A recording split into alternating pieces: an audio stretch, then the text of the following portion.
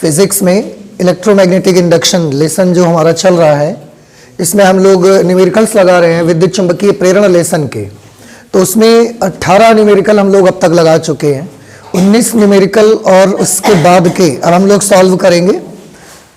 अगला न्यूमेरिकल आपके सामने लिखा हुआ है, पढ़ते हैं और उसके बाद उसको सॉल्व करते हैं। लिखा हुआ है कुंडली में चुंबकीय फ्लक्स निम्न समीकरण के अनुसार समय t के साथ बदल रहा है। एक कॉइल है, उससे जो बद्ध चुंबकीय फ्लक्स है उसमें परिवर्तन हो रहा है समय के अनुसार, और समय के साथ किस तरह से परिवर्तन हो रहा है उसको इस एक इक्वेशन में दर्शाया गया है। देखिए ये इक्वेशन है 5b is equal to 4t square plus 10t plus 5 milliweber. यहां से जो चुंबकीय फ्लक्स आएगा वो मिली वेबर में आएगा, वेबर में नहीं है। 4 सेकंड के बाद कुंडली में प्रेरित विद्युत वाहक बल की गणना करिए। आपको कुंडली में जो फ्लक्स परिवर्तन हो रहा है इसकी वजह से विद्युत वाहक बल प्रेरित हो जाएगा। वो जो विद्युत वाहक बल प्रेरित होगा वो कितना होगा ये आपको पता लगाना है, लेकिन कब पता लगाना है? 4 सेकंड के बाद। तो चुंबकीय फ्लक्स जो परिवर्तन हो रहा है उस परिवर्तन की वजह से कॉइल में 4 सेकंड के बाद कितना मोटिव फोर्स आएगा, इलेक्ट्रोमोटिव फोर्स, विद्युत वाहक बल, ये आपको मालूम करना है। बड़ा सिंपल है, ऐसा एक न्यूमेरिकल आप लगा भी चुके हैं किसी नंबर पे, मुझे नंबर याद नहीं है पर आपने किया हुआ है। फिर से दिया क्या गया है उसको मैं नोट कर लेता हूं। 5b is equal to 4t square plus 10t plus 5 and this is in milliweber. ठीक है, 4 सेकंड के बाद कुंडली में प्रेरित विद्युत वाहक बल पता करना है। t is equal to 4 second पर आपको विद्युत वाहक बल मालूम करना है, मतलब स्मॉल e की वैल्यू पता लगानी है। ठीक है, अब आपको याद होगा फैराडे का नियम, आप याद करिए e की वैल्यू क्या थी, कुछ ध्यान आ रहा है? बस अब हम सॉल्यूशन स्टार्ट कर देंगे। तो फैराडे के नियम से, फैराडे के नियम से E इज इक्वल टू, हमने उसमें पढ़ा था minus d phi upon d t, कि कुंडली में चुंबकीय फ्लक्स परिवर्तन के कारण उत्पन्न विद्युत वाहक बल, उत्पन्न प्रेरित विद्युत वाहक बल का मान उस कुंडली में फ्लक्स परिवर्तन की ऋणात्मक दर के बराबर होता है। ये हमने पढ़ा हुआ था। तो E is equal to minus d d t. ये जो फाई है आप चाहें तो फाई भी लिख सकते हैं क्योंकि ये मैग्नेटिक फ्लक्स है। फाई बी की वैल्यू कितनी दी गई है? फाई बी की वैल्यू दी गई है 4t square plus 10t plus 5। ठीक है, then E is equal to minus d d t of this function. आपको इसका t के रेस्पेक्ट में डिफरेंशिएट करना पड़ेगा इसको। तो 4t स्क्वायर, 4 का 4 रहेगा, t स्क्वायर का कितना आएगा 2t, 2t को 4 से मल्टीप्लाई करेंगे तो 8t प्लस 10t का डेरिवेटिव कितना हो जाएगा 10, और 5 एक कांस्टेंट टर्म है, इसका डेरिवेटिव t के रिस्पेक्ट में 0 हो जाएगा। तो ये E की वैल्यू आ गई इतने मिली वेबर, लेकिन कितनी देर के बाद? आंसर है t सेकंड के बाद, क्योंकि इस E के फॉर्मूले पे E की वैल्यू में t आ रहा है। तो t सेकंड के बाद जब कॉइल में चुंबकीय फ्लक्स बदल रहा है तो उस कॉइल में t सेकंड बाद इतना विद्युत वाहक बल उत्पन्न हो जाएगा। आपको t सेकंड बाद नहीं पता लगाना है, आपको 4 सेकंड के बाद पता लगाना है। इसलिए 4 सेकंड के बाद कितना हो जाएगा, इसलिए 4 सेकंड के बाद, 4 सेकंड के बाद कुंडली में उत्पन्न प्रेरित विद्युत वाहक बल, उत्पन्न प्रेरित विद्युत वाहक बल, उसके लिए आपको क्या करना पड़ेगा? E की इस वैल्यू में t की जगह आपको 4 लिखना पड़ेगा। तो हमने लिखा माइनस, इसको ऐसे कर लीजिए आप, है ना, ये माइनस रहेगा और इसका डेरिवेटिव ये आया हुआ है।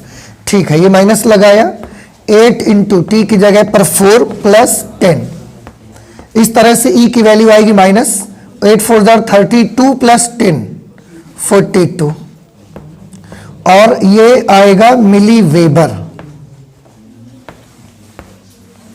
सॉरी मिली वेबर नहीं, क्योंकि ये विद्युत वाहक बल है, इसलिए इसका आंसर आ जाएगा मिली वोल्ट में। ठीक है ना, मिली वोल्ट। इस तरह से इस क्वेश्चन का आपका जवाब आ जाएगा। माइनस निशान केवल डायरेक्शन के लिए है। अगर हम इसका केवल मैग्नीट्यूड यूज करेंगे कि विद्युत वाहक बल का परिमाण कितना होगा, तो वो आपको मिल जाएगा 42 मिली वोल्ट। और वोल्ट क्यों? क्योंकि वोल्ट विद्युत वाहक बल का मात्रक होता है। इस तरह से इस प्रकार का कोई भी क्वेश्चन आता है, आप ये मेथड रहेगा, आप इससे सॉल्व करेंगे उसको। नेक्स्ट 20 नंबर सॉल्यूशन करते हैं। इसका समझ में आ गया ये आपको? इसको पढ़ रहे हैं आप, ध्यान से सुनिएगा। लिखा है 0.4 मीटर लंबाई का एक सीधा चालक। एक चालक है सीधा, उसकी लंबाई है 0.4 मीटर। 0.4 मीटर लंबाई का एक सीधा चालक, 0.9 वेबर पर मीटर स्क्वायर चुंबकीय फ्लक्स घनत्व। चुंबकीय फ्लक्स घनत्व को चुंबकीय क्षेत्र की तीव्रता भी कहते हैं। तो चुंबकीय क्षेत्र की तीव्रता का ही दूसरा नाम चुंबकीय फ्लक्स घनत्व है। समझ रहे हैं? मैग्नेटिक फ्लक्स डेंसिटी, यही होता है चुंबकीय क्षेत्र की तीव्रता। इसको हम B से लिखेंगे। B की वैल्यू कितनी दी गई है? 0.9 वेबर पर मीटर स्क्वायर। चुंबकीय फ्लक्स घनत्व में 7 मीटर पर सेकंड के वेग से गति कर रहा है। V is equal to 7 metre per second, इतनी वेलोसिटी से वो चल रहा है कंडक्टर। चालक में उत्पन्न होने वाला अधिकतम विद्युत वाहक बल, मैक्सिमम इलेक्ट्रोमोटिव फोर्स, अधिकतम विद्युत वाहक बल आपको मालूम करना है। अब देखिए, एक कंडक्टर है जो कि एक मैग्नेटिक फील्ड के अंदर गति कर रहा है, और उसके दोनों सिरों के बीच उत्पन्न विद्युत वाहक बल आपको पता लगाना है, और वो भी अधिकतम पता लगाना है। आप सब ने ये पढ़ा हुआ है, तो शायद आपको याद भी आ रहा होगा कि अधिकतम विद्युत वाहक बल तो तभी उसके सिरों के बीच उत्पन्न होगा जब वो चालक को हम चुंबकीय क्षेत्र में लंबवत गति करवाएंगे। अगर मैग्नेटिक फील्ड ऐसा है और हम कंडक्टर को ऐसे चला रहे हैं लंबवत, तो ही उसमें मैग्नेटिक जो इलेक्ट्रोमोटिव फोर्स उत्पन्न होगा वो मैक्सिमम रहेगा। ठीक है ना? तो हम चाहें तो इसका फिगर भी बना के आपको दिखा सकते हैं। Suppose these cross points are representing the magnetic field which has the direction perpendicular to the board but inside, अंदर की तरफ और बोर्ड के तल के लंबवत। उस पे हमने कंडक्टर रख दिया ऐसा ये, और इस कंडक्टर को ऐसा v वेलोसिटी से हमने चलाना शुरू कर दिया। This is magnetic field B. Now we have to calculate that what will be the electromotive force between these two ends of the conductor. चालक के इन दो सिरों के बीच में कितना विद्युत वाहक बल आएगा, ये हमको कैलकुलेट करना है। बड़ा सिंपल है, और मैक्सिमम के लिए ही तो इसको परपेंडिकुलर चलाया जा रहा है मैग्नेटिक फील्ड पे। Then the formula will be, आपको याद है इसमें क्या फॉर्मूला लगेगा? BVL। वैसे BVL साइन थीटा होता है, क्योंकि थीटा यहां पर 90 डिग्री है, तो साइन 90 करोगे तो 1 आ जाएगा। तो B into V into L। B आपको मालूम है, V आपको मालूम है, L आपको मालूम है। I am not calculating this question, आपको कैलकुलेट करना है, और इसका जवाब आएगा 2.52 वोल्ट। कुछ तो आप भी करिए। ठीक है ना? This will B it's answer. बड़ा आसान क्वेश्चन है, तो ज्यादा वक्त इसमें खर्च करने की जरूरत नहीं है। आप प्लीज इसे जल्दी से नोट कर लीजिए, इसके बाद हम लोग नेक्स्ट क्वेश्चन पर आ जाते हैं। ओके, नेक्स्ट न्यूमेरिकल है हमारा न्यूमेरिकल नंबर 21। मैं पढ़ रहा हूं, आप भी ध्यान से देखिएगा, और जो चीजें हमको गिवन है नोट करते चलते हैं साथ में। 20 मीटर पंख फैलाव वाला धातु का एक वायुयान, एक वायुयान का क्वेश्चन और लगा चुके हैं आप। वायुयान में ऐसे उसके पंख फैले होते हैं, और ये पंख का फैलाव कितना है उसका? 20 मीटर का। तो 20 मीटर उसकी लेंथ हो गई, आप ये समझ लीजिए। तो 20 मीटर पंख फैलाव वाला, L is equal to 20 metre.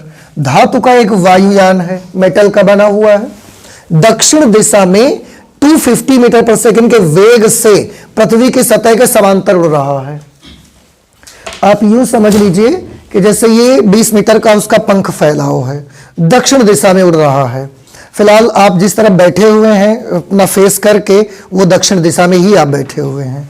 तो वो ऐसा समझ लो कि ऐसे जा रहा है, और पृथ्वी के सतह के समांतर, पृथ्वी की सतह अगर हॉरिजॉन्टल है, सब प्लेन है बिल्कुल, तो उसके समांतर ऐसे चला जा रहा है।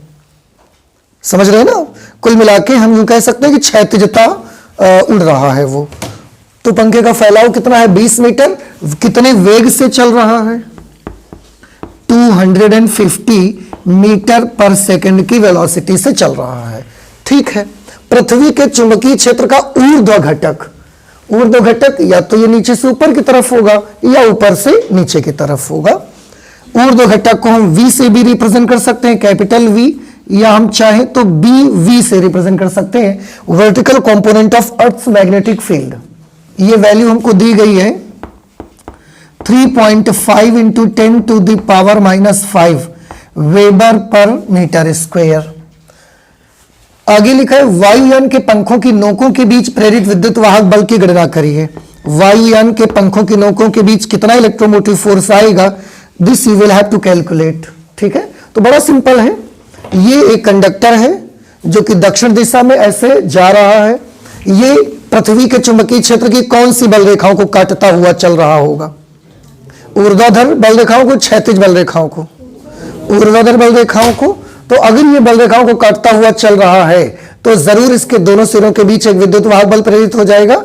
वही कैलकुलेट करना है। कितना प्रेरित होगा उसके लिए सभी बच्चे फॉर्मूला भी जानते हैं।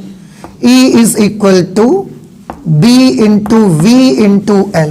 आप सोचोगे साइन थीटा क्यों नहीं लगाया? तो बेटा ये जो मैग्नेटिक फील्ड है ना उस पर लंबवत गति कर रहा है।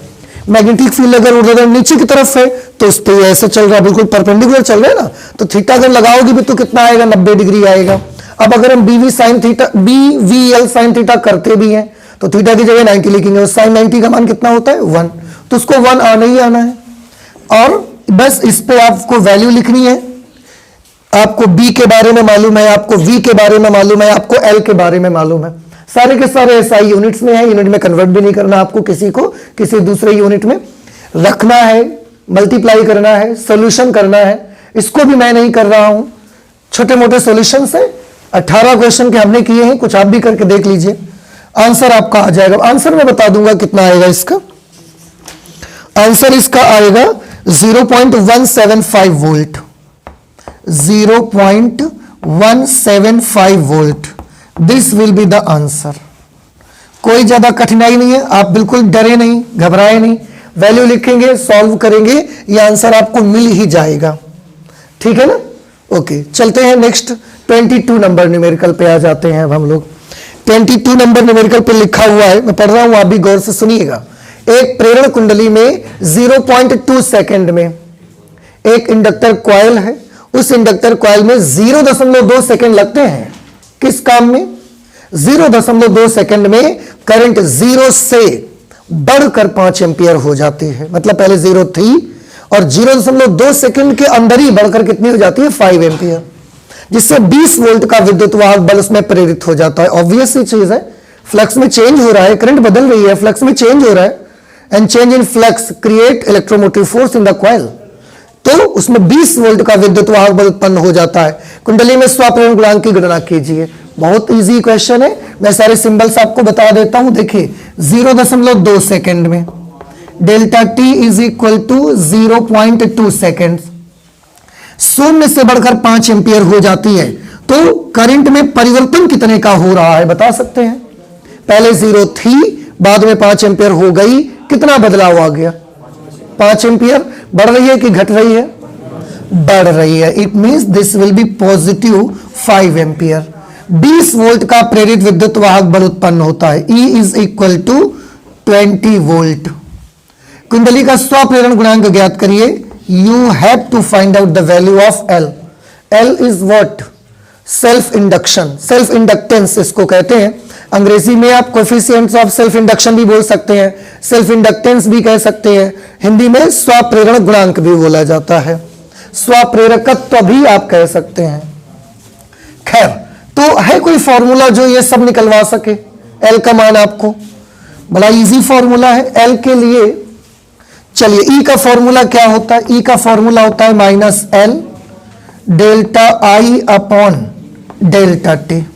तो L की वैल्यू कितनी आ जाएगी? -E अपॉन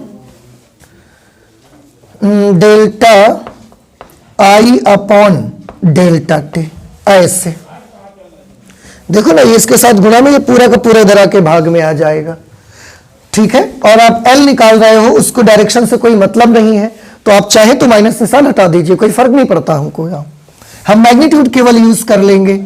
ई की जगह पर क्या लिखना है, 20 upon delta I is 5 ampere upon delta T की जगह पर क्या लिखना है, 0.2। बस सॉल्व कर लो, ये ऊपर आ जाएगा पलट करके।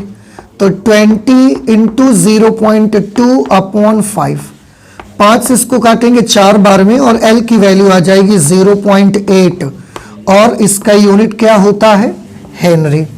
तो स्वप्रेरण गुणांक का मान आ जाएगा 0.8 हेनरी, ठीक है ना। आई होप कि समझ में आ गया होगा, ज्यादा डिफिकल्ट भी नहीं है, तो आप प्लीज इससे नोट कर लीजिए। इसके बाद अगले न्यूमेरिकल पर हम लोग आते हैं। अगले न्यूमेरिकल पर आ जाते हैं हम लोग। नेक्स्ट हमारा 23 नंबर न्यूमेरिकल है। लिखा हुआ है एक कुंडली का स्वप्रेरकत्व 3 इंटू 10⁻³ हेनरी है। आप सभी जानते हैं बेटा, स्वप्रेरकत्व को हम किससे रिप्रेजेंट करते हैं, एल से, और एल की वैल्यू हमें दी गई है 3 इंटू 10⁻³ हेनरी। यदि 0.1 सेकेंड में 0.1 सेकेंड, तो डेल्टा टी हमने ले लिया 0.1 सेकेंड, कुंडली की धारा 5 एम्पियर से घटकर 0 हो जा रही है।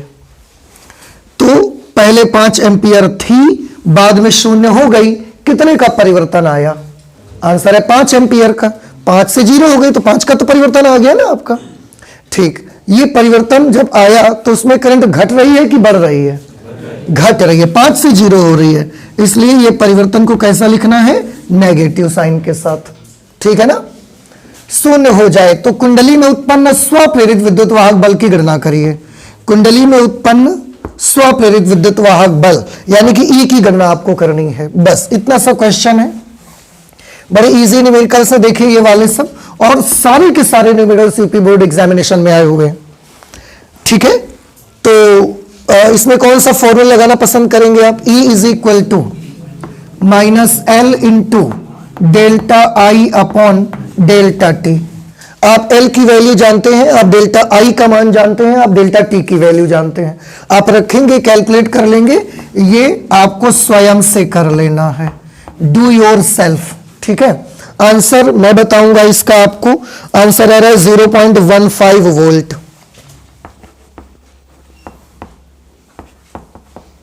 0.15 वोल्ट कर लेंगे आप सभी लोग, कोई प्रॉब्लम तो नहीं है आपको, ओके। नेक्स्ट 24 नंबर जो हमने लिखा है उस पे आ जाते हैं। देखिए 5 हेनरी के एक प्रेरक में, फिर से 5 हेनरी का एक प्रेरक है, अर्थात L is equal to 5 henry. 0.1 second में जो धारा है उसमें वो पहले 12 एम्पियर थी और घटकर 7 एम्पियर रह जाती, खाली 0.1 सेकेंड के भीतर। इसका मतलब करंट में कितने का परिवर्तन आएगा बता सकते हैं आप मुझे, 12 से 7 हो गई है, कितना बदल गई, 5 एम्पियर। घट रही है कि बढ़ रही है, घट रही, 12 की 7 हो रही ना, तो घट रही है, तो -5 एम्पियर। प्रेरक में कितना विद्युत वाहक बल प्रेरित होगा, E is equal to question mark, time दिया गया है, कितना टाइम में ये सब हो जाता है, 0.1 सेकेंड में ये हो जाता है। हमको E की वैल्यू निकालनी है, एक बार फिर से यही वाला फॉर्मूला यूज करना है आपको, मैं लिख देता हूं, E is equal to -L delta I upon delta t, ठीक है। आप L की वैल्यू जानते हैं, डेल्टा आई आपको मालूम है, डेल्टा टी आपके सामने है, इनकी जैसी सारी की सारी वैल्यूज लिखोगे आपको आपका आंसर आ जाएगा। और इस क्वेश्चन को किस नियम से लगाएंगे आप लोग, DYS का नियम यूज करेंगे। क्या है DYS का रूल, कि अपने आप से करना है, ये रूल है, ओके। इसका आंसर आएगा आपका 250 वोल्ट, आंसर मैं बता दे रहा हूं 250 वोल्ट इसका आंसर आ जाएगा। समझ आ रहा है कुछ आपको, इस तरह से ये 24 नंबर हमने कर लिया है, आप कर लीजिएगा, बड़ा इजी है कैलकुलेशन, आप नोट करिए, इसको हम हटा देते हैं। नेक्स्ट नंबर है हमारा 25, पढ़ रहे हैं आप भी गौर से सुनिएगा। लिखा है किसी कुंडली के स्वप्रेरकत्व का मान 0.5 मिली हेनरी है, नोट भी करते चलते हैं। स्वप्रेरकत्व का मान 0.5 मिली हेनरी है। बता सकते हैं किससे रिप्रेजेंट करें इसको हम? हाँ जी, एल से। एल बराबर क्या लिखें? 0.5 milli henry, but this is in milli, हम इसको हेनरी में कन्वर्ट करना चाहते हैं। तो 0.5 into 10 to the power minus 3 henry. और अच्छा बनाना है तो पॉइंट और एक नंबर इधर खिसका दीजिए आप। Then it will become 5 into 10 to the power minus 4 henry. 1 digit मैंने लेफ्ट से राइट की तरफ पॉइंट खिसकाया ना, इस वजह से। इसमें बहने वाली धारा 0.2 सेकेंड में, टाइम दे दिया गया है 0.2 सेकेंड। बहुत छोटा टाइम है, this is very small time interval, इसलिए हम इसको डेल्टा टी से रिप्रेजेंट कर रहे हैं। 100 मिली एम्पियर से 500 मिली एम्पियर तक बढ़ जाती है क्या धारा? ऐसा 0.2 सेकेंड में केवल करंट 100 मिली एम्पियर से 500 मिली एम्पियर हो जाती है। इतना तेज उसमें परिवर्तन चल रहा है। तो बताइए करंट में कितना परिवर्तन चल रहा है, कितना बदलाव आ रहा है? 400 मिली एम्पियर का। ये बढ़ रही है कि घट रही है? 100 से 500 जा रही है, बढ़ रही है। प्लस में लिखी जाएगी 400 मिली एम्पियर। एम्पियर में अगर आप इसको बदलेंगे तो 10 टू द पावर माइनस 3 से मल्टीप्लाई करेंगे, और उस -3 की वजह से आप चाहें तो 3 अंक दशमलव इधर खिसका सकते हैं। यह बन जाएगा 0.4 एम्पियर। ठीक है ना?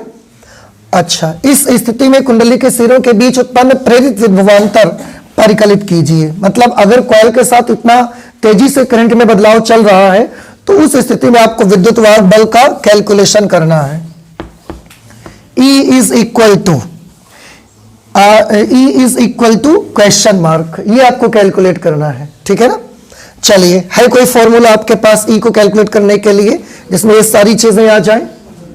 अभी आप पिछले 2 न्यूमेरिकल में लगातार यूज कर चुके हैं, that is -L into delta I upon delta t. -L की जगह पर क्या लिखना पड़ेगा हमको? 5 into 10 to the power minus 4। Delta I is 0.4 ampere. Delta t है 0.2 सेकेंड्स। ऐसे अब इसको आप सॉल्व करेंगे, पॉइंट से पॉइंट कैंसिल, क्योंकि 1 डिजिट पे यहां पर भी है, 1 डिजिट पे यहां पर भी पॉइंट है। समझ आ रहा है ना आपको? अच्छा, 2 से फिर हम इस 4 को कैंसिल कर देंगे 2 टाइम्स में। -5 को 2 से मल्टीप्लाई कर देंगे तो 5 2 are 10। अब 10 into 10 to the power minus 4, तो ये बचेगा 10 टू द पावर माइनस 3। भाई 10 गुणे 10 की घात -4 आप करेंगे तो 10 की घात 1 गुणे 10 की घात -4, गुणा में तो घातें जुड़ जाएंगी, तो 1 और -4 जुड़ेगा तो क्या आ जाएगा? -3, और इसका यूनिट क्या आएगा? वोल्ट। अब 10 टू द पावर -3 वोल्ट को हम चाहें तो लिख सकते हैं 1 मिली वोल्ट। माइनस निशान केवल डायरेक्शन के लिए है। अगर आप केवल ये देखना चाहते हो कि विद्युत वाहक बल का मैग्नीट्यूड कितना है तो वो उसमें उत्पन्न होगा 1 मिली वोल्ट के बराबर। ठीक है ना? ये हमारा आंसर आएगा 1 मिली वोल्ट। उसमें इलेक्ट्रोमोटिव फोर्स क्रिएट हो जाएगा। ज्यादा कैलकुलेशन में कोई बहुत बड़ी चीज नहीं होती है। थोड़ा सा अगर मैथमेटिक्स में आपका माइंड चलता है थोड़ा सा भी तो आप कर सकते हैं, कोई ज्यादा कठिनाई नहीं है। और मुझे लगता है कि इतना तो आप कर लेते हैं सभी लोग, है ना? थोड़ी सी मेहनत लगती है बस, और मेहनत करके तो आप बहुत कुछ कर सकते हैं, है ना? चलिए खैर 26 नंबर न्यूमेरिकल पर आ जाते हैं। देख लेते हैं 26 पे क्या लिखा है। एक कुंडली का स्वप्रेरण गुणांक 40 मिली हेनरी है। एक कॉइल है, उसका स्वप्रेरण गुणांक 40 मिली हेनरी है। तो L is equal to 40 milli henry. Milli को हम हेनरी में कन्वर्ट करना चाहते हैं तो 10 टू द पावर -3 से मल्टीप्लाई करवा देंगे। ना समझ में आई बात आपको? इस कुंडली में कितने समय में, अब इस बार टाइम पूछा जा रहा है आपसे, कितने टाइम लगेगा बोले उन्होंने, तो delta t is equal to question mark. धारा के 0 से बढ़कर 5 एम्पियर होने पर करंट का क्या हो रहा है? 0 से बढ़कर कितनी हो रही है? बढ़ रही है कि घट रही है? प्लस लगेगा कि माइनस?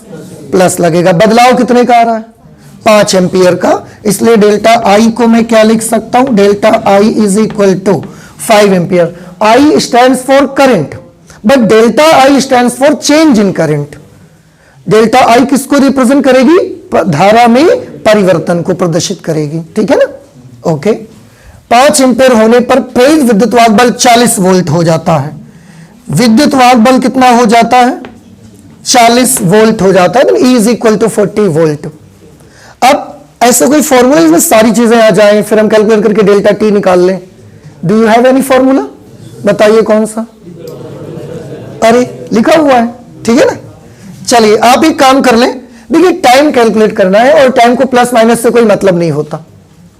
टाइम को प्लस माइनस से कोई मतलब नहीं होता। इसका ये नहीं कहना चाहिए, ये कहना चाहिए टाइम माइनस में हो ही नहीं सकता कभी। समय हमेशा पॉजिटिव रहेगा, समय कभी माइनस में नहीं हो सकता। समय के साथ आप पीछे तो नहीं जा सकते ना।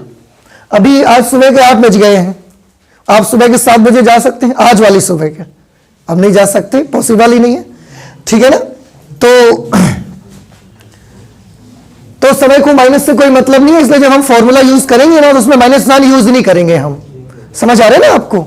बस हम क्या लिखेंगे? E is equal to L into delta I upon delta t. अगर आप माइनस लिखोगे तो आपका डेल्टा टी नेगेटिव आ जाएगा, फिर प्रॉब्लम खड़ी होगी। हमको डेल्टा टी चाहिए तो इसको इधर ले आओ, बाकी सब उधर भेज दीजिए। तो डेल्टा टी आ जाएगा हमारा L into delta I upon E, ये आ जाएगा। एक बार मैं ये चेक कर लूं कहीं इसके साथ मिली वगैरह तो नहीं दिया गया है। ठीक है बउआ हो, इधर देखो भैया, बातें ना करा करो। डेल्टा टी बराबर क्या आ गया? L into delta I upon E. L की वैल्यू लिखो, डेल्टा आई की वैल्यू लिखो, ई की वैल्यू लिखो और आप अपना आंसर पा जाएंगे। कर लेंगे या हम करके दिखाएं? कर लेंगे। ठीक, आंसर बता दें। अच्छा हम आपको आंसर आएगा 5 मिली सेकेंड। 5 मिली सेकेंड ये आंसर आएगा डेल्टा टी की वैल्यू। या हो सकता है 5 into 10 to the power -3 second आ जाए। हाजी क्या माइनस आ रहा है? तो माइनस कहां से आ गया? कहां से माइनस का? आपने माइनस लिखा है ना, तो क्यों लिखा है? हम क्या आपको समझा रहे हैं उतनी देर से? 2 मिनट मैंने खर्च किए केवल इस समझाने पर। तो बेटा मॉडुलस लगा लो आप। वैसे भी देखो मैंने आपको बोला ना शुरू में ही, आपको क्या कैलकुलेट करना है? टाइम कैलकुलेट करना है, और टाइम माइनस में नहीं हो सकता, इसलिए हम फॉर्मूले पे माइनस पहले से ही छोड़ के ही चल रहे हैं। देखो आप, है ना? क्योंकि हम जानते हैं फ्यूचर में कि टाइम माइनस में नहीं आना चाहिए, तो हम पहले से ही उस माइनस को छोड़ दिए ना पहले से। ना समझ में आई बात आपको?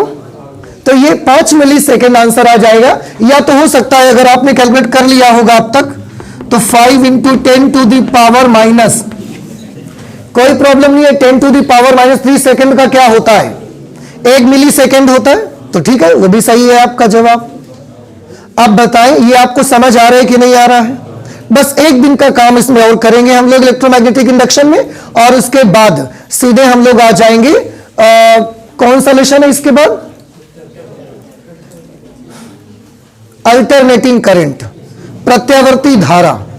प्रत्यावर्ती धारा के न्यूमेरिकल्स हम लोग लगाना शुरू कर देंगे। पर हम आपसे बताना चाहेंगे, देखिए एक्सपेक्टेड है मार्च में आपके एग्जामिनेशन एक्सपेक्टेड है भाई, देख लीजिए 20 मार्च के आसपास से आपके एग्जामिनेशन स्टार्ट हो सकते हैं, इसलिए मेहनत जरूर करते रहिए।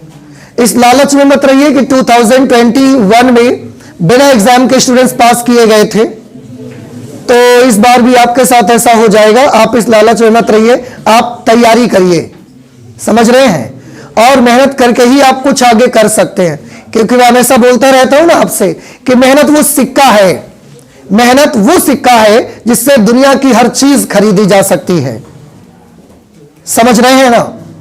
और एक चीज मैं आपको बता दूं कि जिसने अपने आप को इस दुनिया में खर्च कर दिया है, इस दुनिया में जिसने भी अपने आप को खर्च किया है ना, उसके बाद पूरी दुनिया ने उससे फिर गूगल और यूट्यूब पे सर्च भी किया है, याद रखिएगा। तो आज खर्च करिए ताकि लोग आपको गूगल पे सर्च करें, ऐसे सर्च मोहल्ले में करते नहीं हूं मैं आपको, समझ रहे हैं आप? तो ये आपको करना है। 26 नंबर न्यूमेरिकल में लगाया, इसके बाद आगे के न्यूमेरिकल्स लगाएंगे पर अगली क्लास में। तो आज इतना ही रखते हैं, चलते मिलते हैं अगली क्लास में। Thank you.